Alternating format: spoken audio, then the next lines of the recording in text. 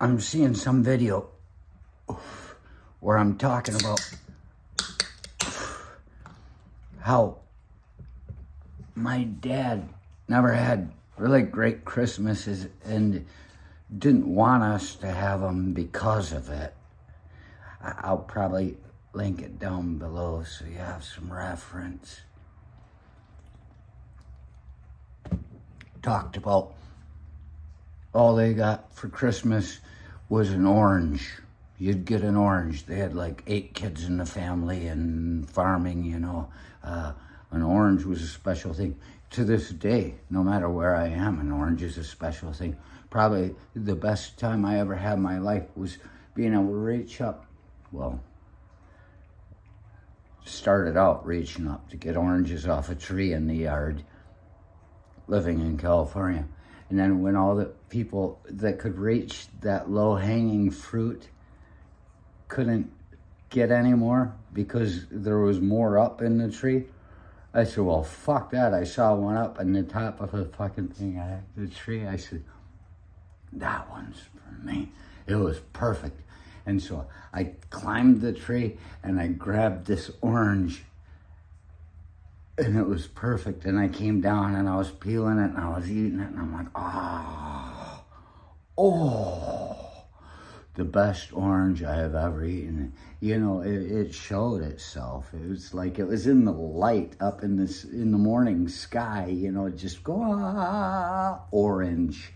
And I peel and I'm eating and I'm like, oh my God. And I wasn't just making it up. It's the best orange I've ever eaten. And it made me very happy. And the one guy, Pete, who is obese and too young to be that obese, poor guy. At least he's lost his virginity in Mexico, Tijuana, to a whore, and now he knows for sure that he's not into girls. That was something he struggled with, I think. But he says to me, he says, why do you have one and we don't? Because there are none down here. This is like a fucking parable out of the Bible. And I looked at him, you know, what is it? The Lord gives to those who do for themselves or whatever the hell it is. I looked at him I said, well, if you want one, you can climb up and get it. And he said, oh, and I ate my fucking orange, you know, it's so good. So I understand how good an orange can be. I mean, my poor daddy worked all year long, every day, all the time. In addition to having to run 2 miles to school every morning after milking the cows, he worked his whole year to get that orange. So of course he doesn't want us to have anything more than an orange, because what have we fucking done? But I do understand the way he's playing it down, like all I got was an orange. An orange is magic. An orange can be the most beautiful thing you've ever had.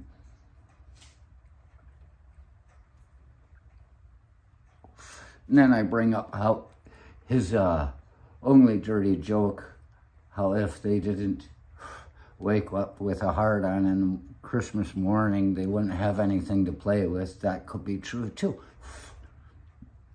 So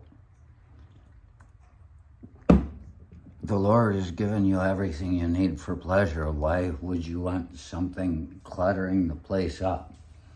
And then it made me think of a friend of mine from the Army that when I was in the Army, that I knew. I'd been to war with, you know. Shield and Storm, that's where we met. We were from different units. But after I got out and ended up moving to California, he ended up being up a little bit north of me in California with his family. And I had met his kids before, but never this new wife. And she was pretty, cute, small, but she was his wife, you know. I'm gonna fucking hit on somebody's wife that I know. I mean, you know, man's got to have his know his limitations type of thing. And so I'd gone up to see him after we'd both been out of the military, and went out for drinks with him and his wife. And on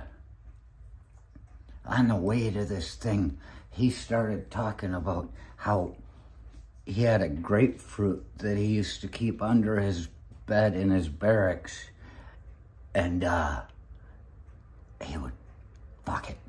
He'd cut a hole in it and he'd fuck it, masturbate with this damn grapefruit.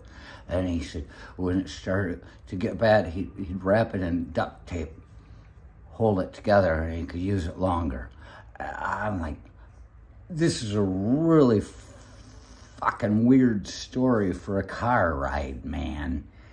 And with his, am I supposed to reciprocate, you know, disclosure, reciprocation, like being on an airplane with a stranger where they say all their problems and woes and their criminal acts, and you're supposed to say, yeah, well, I've got one.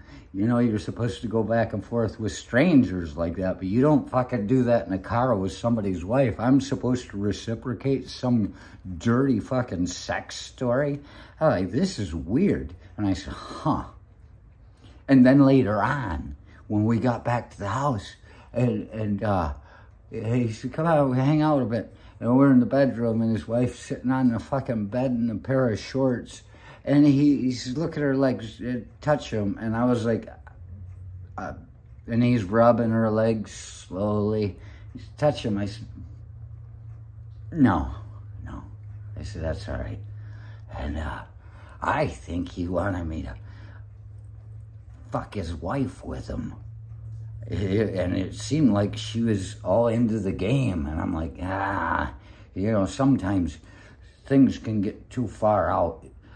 Things can sometimes never be the same again. We still run into each other every once in a while and everything's fine. Why? Because I didn't fuck his wife. But I take this orange story of Christmas and the duct taped fucking grapefruit from this friend of mine and his wife.